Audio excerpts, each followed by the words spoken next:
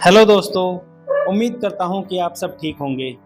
आज हम आपको छोटी सी कहानी सुनाने वाले हैं जिसमें एक गर्भवती महिला एक कुली को उसका मेहनताना देना चाहती है लेकिन दे नहीं पाती।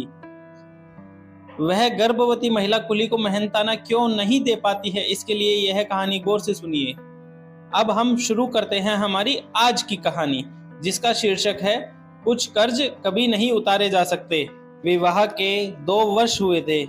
सुहानी गर्भवती होने पर अपने घर पंजाब जा रही थी और उसके पति शहर से बाहर थे।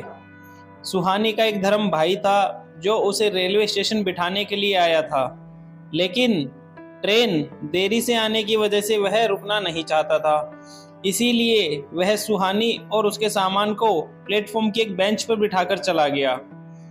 गाड़ी को 5वें प्लेटफॉर्म पर आना था। गर्भवती सुहानी को 7वां महीना चल रहा था। सामान अधिक होने से एक कुली से बात कर ली। बेहद दुबला पतला बुजुर्ग, पेट पालने की व्यवस्था उसकी आंखों में थी, एक याचना के साथ सामान उठाने को आतुर। सुहानी ने उसे 15 रुपए में तय कर लिया और टेक लगाकर बैठ गई।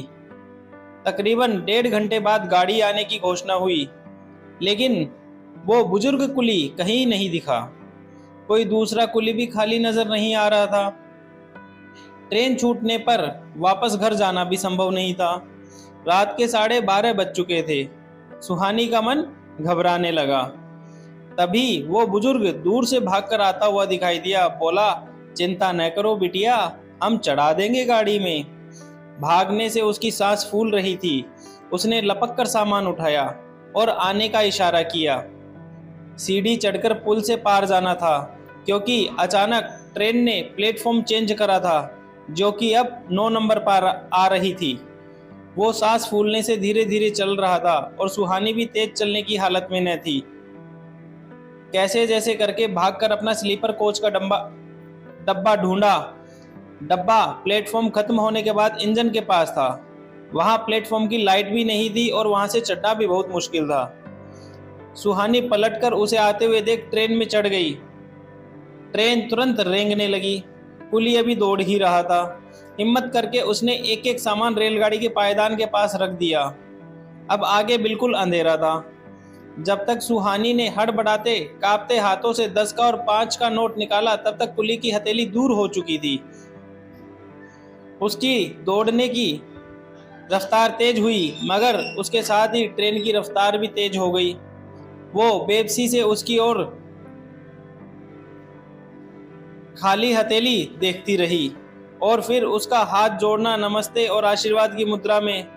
उसकी गरीबी, उसका पेट, उसकी मेहनत, उसका सहयोग सब एक साथ सुहानी की आंखों में कौंध गया।